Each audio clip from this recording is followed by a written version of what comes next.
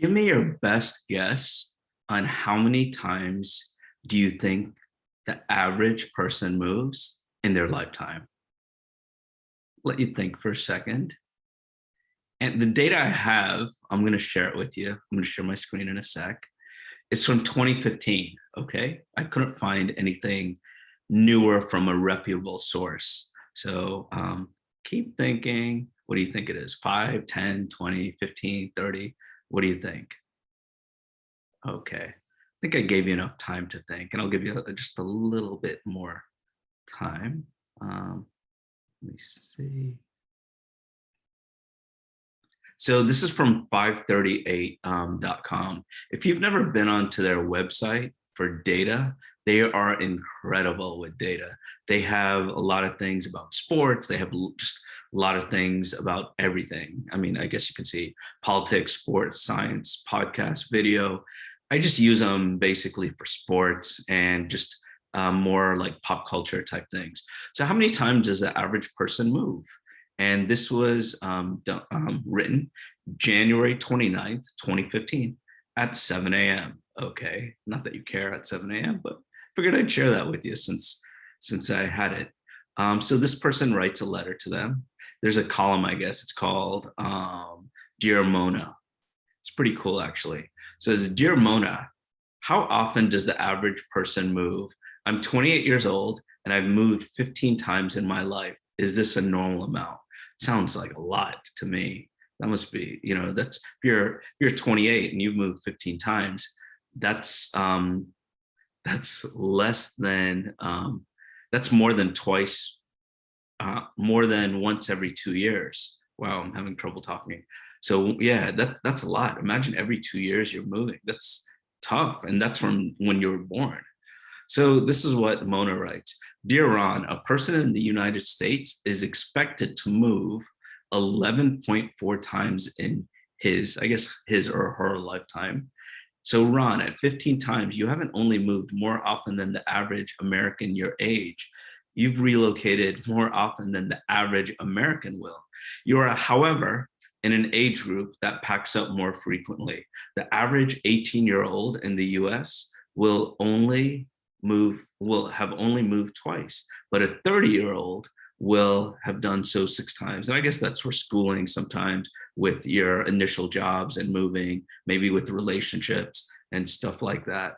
So you can see like how many, the moving, how old they are, and then the amount of moves they have and stuff, I guess. So the US Census Bureau doesn't directly ask Americans the total number of times they've moved, but estimates those figures using 2 pieces of information. So they use the US Census to get this information. It was 538.com that used the US Census information. And since we're in 2021 now, there's probably a new one. So if you want to dig that up, by all means, go ahead. So why do I bring this about today? And there's one reason. I'm going to stop sharing my screen, and then I'm going to go back to another place. Why I'm sharing my screen. So basically this video, and I'm not sure of the title yet. I always do the videos and then figure out the titles and try and find something engaging or compelling, or basically a summary of what you're seeing, but try and make it so you actually want to watch it. So anyways, with this video, my purpose of this video is, as you know, if you watch my videos or watch our team's videos, we are real estate agents. We work for Compass, but more than that, and more than helping people move, we do a lot of content. We don't want to share about real estate all the time because people don't always care to see that. I know people in real estate do, or people looking to move do, or whether they're buying or selling. But actually, with that said, this video is going to be about anyone that. So let me go back a step. If someone is moving about 11 times in their lifetime, the odds are they probably haven't bought a home in that long. Because those 11 times, that doesn't mean how many times someone has bought a home. That's 11 times they've moved. And I would, if I had to guess, I would guess that out of that 11 times, a lot of them aren't buying a home. because when you're younger, you move. When you're, when you get your first job, when just a lot of things, a lot of times people are renting first. They just want to know how the area is. So, so with that said, if someone moves or buys a home, and this would be my best guess, I don't know, 4 to 7 times in their lifetime, they don't do it that often. And because they don't do it that often, what happened in the past probably isn't the same as it is now or will be in the future, meaning the process of buying or selling a home. So with that said, I wanted to do this video today. This is going to be a brief video, and I'm going to make a way more comprehensive one in the future for those that are interested in. So this video is going to be the basics of buying a home today. And, it's today's date is June 9th, I believe, June 9th, 2021. Since I gave you the time earlier at 7 for the article, it's 9:50 a.m. right now. And I'm going to share with you what the process is. I'm not going to dive in, but basically the macro view of buying a home today. And let me share my screen with you. So this isn't to scare you, but this is like showing you just multiple things that if someone is selling their house, there's a listing agreement, there's a seller's disclosure they have to do. If it's a condominium, if it's a single family home, they're going to do a seller's disclosure. Let me go back a step. Real estate is very localized. So if someone is watching this in New York or Atlanta or California, Chicago, or another country, and I'm very grateful that we get viewers from all over the place looking at our content. This will probably give you an idea of what to do, but it may be different in your market about the process. So this is someone selling their house. They're going to do a listing agreement. They're going to do a seller's disclosure. Seller's disclosure is basically facts about the house that maybe a buyer may not know. Wire fraud in Florida, unfortunately, South Florida, we have a lot of wire fraud.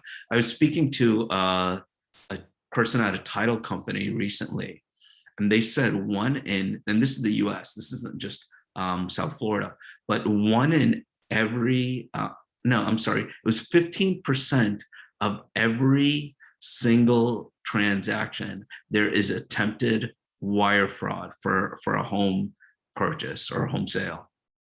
Can you believe that? It's like one in like 6.5, whatever the number works out to, a little bit less than 1 in 7 times that someone is attempting wire fraud on a transaction. And that's usually done through like emails or people hacking into accounts and trying to phish emails and then spoof your email and pretend like they're a title company. So that's why we fill out that form. We give people more information. Then so like if the home is older, there's lead-based pamphlet. Let me go back to a deal that I've done. Let me see, a sale, not a purchase, sale. Okay, so I'm not going to share the person's information. You can see the name, but whatever. So on a regular deal, there's going to be a as is contract for sale and purchase. It's probably about 15 or 16 pages. Then if it's condo or if it's townhouse or if the home is in like a development, you'll have like a rider, a homeowners association or a condo rider. That means like an addendum, just another more paperwork. The wire fraud notice, lead-based, and there's multiple other pieces of paper that you would fill out. So let me go back a step and let's do the purpose of this actual video. So this is what happens if you're buying a property in Miami. So obviously, as an agent, we know that you are probably if you're a good buyer, smart buyer, you're going to have your notifications set up on your apps on your phone for the real estate apps that you have, whether it's Compass, whether it's Zillow, whether it's Redfin, whether it's Trulia, whatever the website is, Zillow, they're all good. They all have information that comes out pretty quickly. If one is faster than the other, it's only a few minutes. And I guess in today's market, sometimes a few minutes does make a difference, but that smart buyer will have their notification set up, and then they'll look at the home. So obviously you look at homes, you'll probably look at many homes, spend many hours, send those homes to the real estate agent. That real estate agent will do their best to contact those other agents. They'll contact all the other agents. But a lot of times, one of the bad things about real estate is a lot of those agents that you contact never respond. It's crazy, especially in a market like this where there's so little inventory, and properties are getting multiple offers all the time. So again, you send the agent the information on the homes. The agent eventually gets the appointments. You see the homes and you find one you like. So the next step is either you decide on what you want to pay, if you want to ask the agent's expertise, their knowledge, what they think a good offer is on the property. And a good offer doesn't just mean like the price and when you close. There's so many other different things that you can do to make your offer better. And I actually did a video on that I forgot if it was 10 things you can do to make your offer look much better to a seller and get it accepted, because it's sort of difficult in this market to get your offers accepted. So anyways, you put in that offer with the agent. So what'll happen next is the agent will send you, I would say 99% of them will send you something like DocuSign or an electronic signature with the paperwork.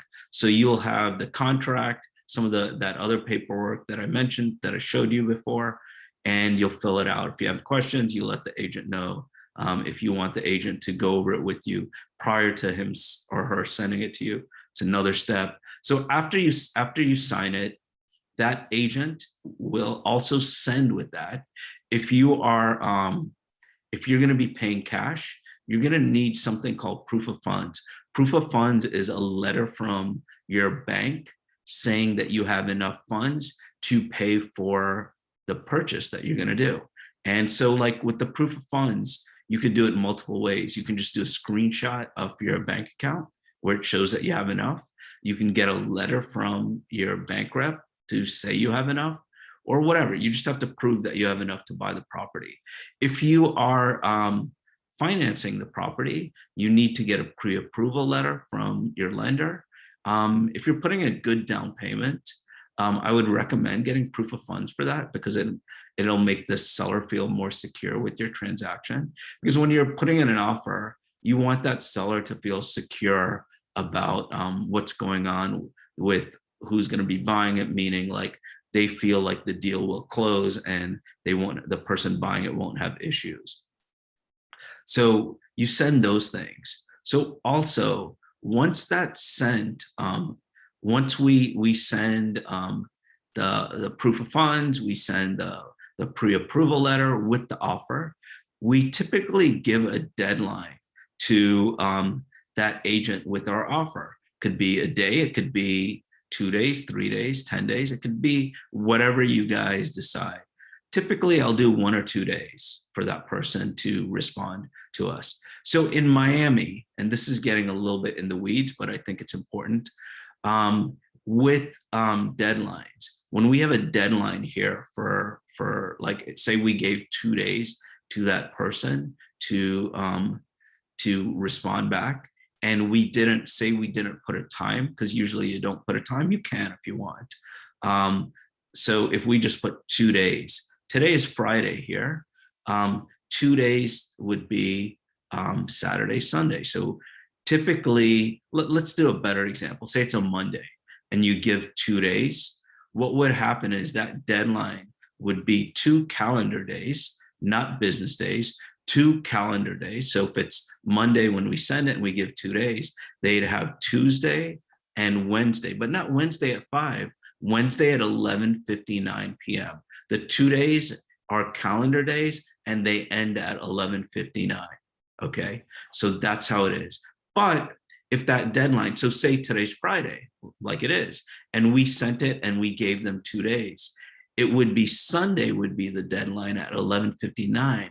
But because it's either a holiday or a weekend, it would go to the next business day at 5 p.m. Okay, so going back a step, we put in the offer, we give a 2-day deadline or whatever the deadline is, we give our proof of funds, we give our pre-approval letter. After we send that, the other agent gets back to us. So at that time, they can do one of three things. They could either not respond, they can counteroffer us, or they can accept the contract. Okay, so first case, if they counteroffer, then you would speak with your agent, and your agent would decide. You and your agent would decide what to do, depending on how much input you want from that agent and how confident you feel in that person's ability. So then you counteroffer, you change whatever terms you are, and then say it gets accepted. So once your offer gets accepted, you have what's called a fully executed contract, meaning that a fully executed contract is when everything is accepted, all the initials are initialed, all the signatures are signed, and everything is fully completed on the contract. And what you have there is called an effective date of the contract. So from there, and this video isn't going to be that much longer than this, it's probably going to be just a few more minutes, but from there, after that time period, you're going to on the contract, there are many like deadlines. It'll be like 5 days, 10 days, 7 days, 20 days, 30 days, whatever it is. Those again, that's like when you start the stopwatch. That effective date is that day when you have that fully executed contract, when everything is signed and initialed. It could be on the weekend, it could be on a weekday, it can be on a holiday, it doesn't matter. But that's the fully executed contract. That is the effective day. And so if there's a deadline tomorrow is the deadline starting today. And so again, those are calendar days, unless it goes into a business day. Unless it goes into a weekend or holiday, which would be the next business day at 5 p.m. So, okay, so the offer is accepted. You're the buyer. The offer is accepted. Everything is signed, and say the next thing is you have to put down on the contract, on the offer, what's called an escrow deposit. An escrow deposit is an amount that you're going to be holding in an account, which it will be with either an attorney, I'd recommend a real estate attorney, or a title company. And this is like good faith money that goes towards the money you need for the sale. But it's in case the buyer doesn't abide by the terms of the contract, they would lose that. But if you do everything that you're supposed to do, it just goes towards the sale, towards finishing up the deal, closing the deal in the future. So that escrow deposit typically, and this is a negotiable item, but typically, if it's finance, it'll be 5%. And that could be split up over 2 payments. It could be 1 payment. In this market, I would probably recommend 1 payment because it makes your contract look a little bit stronger. So that would be typically 5%. You can put more to make your contract look better. Again, it goes towards your sale, unless you arbitrarily don't abide by the terms of the contract, which most people, they end up doing what they're supposed to do. So, so if it's a cash sale, instead of it being 5%, it would be 10%. So say it's $1 million sale, the escrow deposit would be $50,000. Say it's and that's financed. If you're paying cash, it would be $100,000. That would be the escrow deposit. The next thing is typically is either the inspection period or the appraisal, depending on how you schedule it. And those things, we can get deeper into that in the future. And if you ever have questions or comments, feel free to put them down below whatever social media platform you're seeing this on, whether it's YouTube or you're listening to it on a podcast, on iTunes or Spotify or whatever, or Facebook, Instagram, whatever it is, or you can just DM me and my information is below. I'll answer whatever questions you have. But so anyways, you put the escrow deposit, and like I said, the next thing is either the appraisal or the inspection. So the inspection of the home, do you have to do an inspection? No, you don't. I would highly recommend it, but you don't have to do it. If you think you know homes and or you have a person in your family that's really good at that stuff, by all means, do what you want to do. Do what makes you feel good. But I would highly recommend getting an inspector. An inspector is going to be money out of your pocket. It's probably going to cost you, I don't know, from like 350 to could be 1500. You know, depends on how big the home is, how extensive the inspection is, and how many things that you're checking. So that would, and that's money out of your pocket. It's not stuff that you finance. And during that inspection period, so average inspection is like 7 to 10 days. You can do 15 days, you can do longer, you can do whatever you want. It's a negotiable item, but again, the seller doesn't have to accept it. So during that time of your inspection, for any reason whatsoever, you can back out of the sale. You can back out of sale even if you just changed your mind, okay? That's during the inspection. If you're financing, there's also an appraisal. So they're going to appraise the house. I'm not going to get deep into the appraisal. I'm just going to talk about it in the future. I'll talk about appraisal and what happens. But so as far as the appraisal, the bank, that again, that is money out of your pocket as well. You would pay for the appraisal, and appraisals have gone up in cost, I guess like everything in life. So a typical bank will charge, I don't know, 500 to maybe 800, 900. I've seen some really expensive one, but I'd say on average, it's probably going to be $500 to $700 for your appraisal. And unless the house is huge or there's something just super specific about the house where it's going to take more time and effort.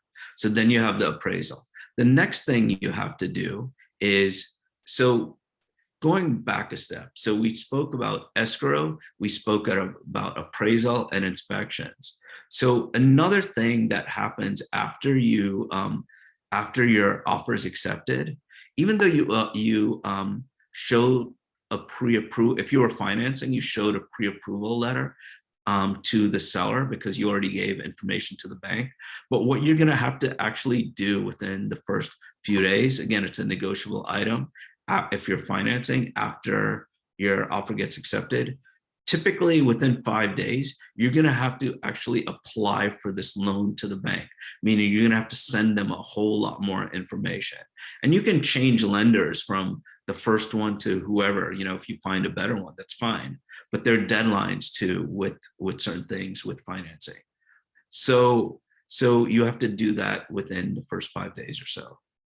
So the next thing you would do, besides the other things that I mentioned, is if there's a homeowners association or like a condo association, you're probably going to have a deadline, again, a negotiable item. It's probably going to be within the first 5 to 7 days that the offer is going to say where you need to apply to the association, because different associations, depending on the areas, some could take a week, a few days, and some could take a month, 5 weeks. So it just depends on the situation. So you want to do it sooner than later. If you're not sure about the house and you think it may have issues, but you sort of want the house, but you're not 100% sure, maybe do the inspection quickly and then see what happens, and then, you know, worry about the applying to the association and maybe change the terms on the contract prior to your offer when you do that. The next thing too is there's something called a finance contingency, a loan approval deadline. It's basically the same thing. So what that means is at that time, you need to get a letter from your lender saying that you are approved, like fully approved for the loan. So what that means is they would have done more research on your taxes. They'll check your credit more. They'll ask you probably 10 or 20 questions that about certain things on your credit with a job. They're very picky. Lenders are very picky with stuff. So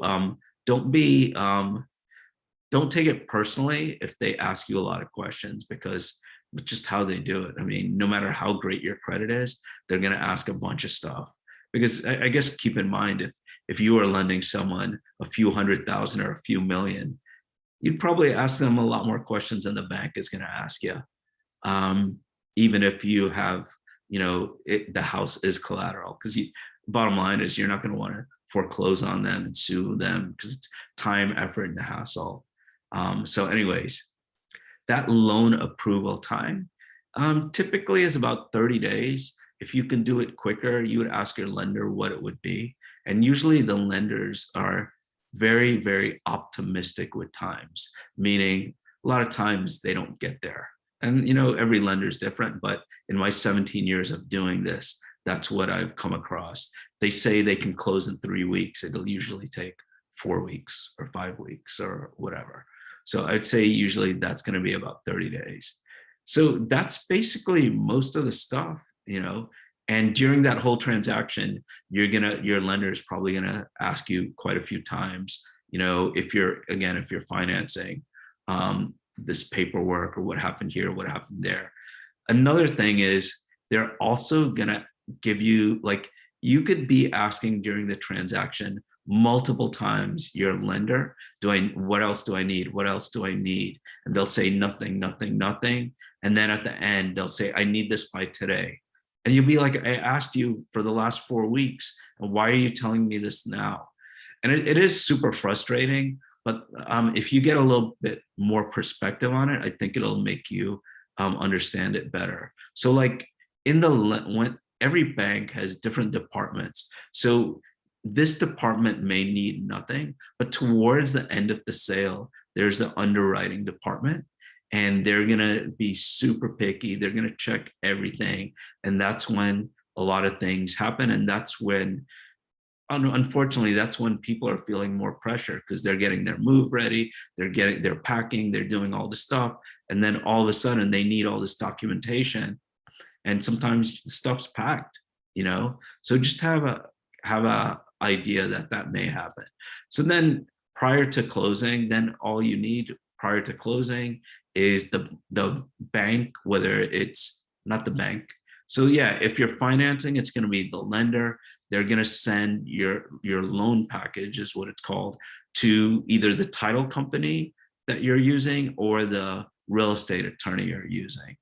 And then after they get that, they're going to prepare a draft closing statement for you to look at. And that's going to show you how much money you're going to need at closing. It's going to show you a bunch of other stuff. And that's going to, I don't know. So in the past, they would just give that to you on closing day, and the numbers could have been way out. Now they're supposed to give it to you a few days before the closing. Not all lenders do that. Not all title companies do that, unfortunately, but the majority do. So that's how it's going to go. And then the last thing you do is prior to closing, you would do a walkthrough on the place. You could do it a few days before, the day before, the day of. You don't even have to do it. I would recommend doing it, but those are the things. And you would have to wire your money for your closing, typically a day or two prior to closing, to wait for it to clear and stuff. So that's the a long short overview of the process of buying a home. And hopefully it helps you. And again, this is in Miami, it's localized. If you have any questions, comments, or anything else you'd like to share, just let me know and I'll be happy to do what I can. But hopefully this helps some of you guys out. And thanks so much for watching. I never forget for a second that you are taking time out of your day where you can do many, many other things. And I appreciate it so much that you take time out of your day to watch our videos. And if you haven't subscribed, please do. If you know someone that would like our content, please share it with them. And there's that notification bell where if you click on it and you put all, as our videos come out, you will get them as soon as they come out. And if there are ever any topics or other things that you would like us to go over and do videos on, please let me know. Doesn't have to be real estate. You know, I've lived in Miami since I was 4 years old, so I know a lot more than just real estate. I love sports cards too. If you want me to do something on sports cards, I love mental health. You know, I'm a mental health advocate warrior. It means so much to me. If you want to do, if you want me to do one on that, I'll be happy to. I did one in the past about like I interviewed a Harvard educated doctor about mental health. So if that can help anyone, please check it out. Anyways, thanks so much for watching. And as I always say, sorry it was longer than I thought it would be. Thanks so much and enjoy your day. Love you guys. All the best.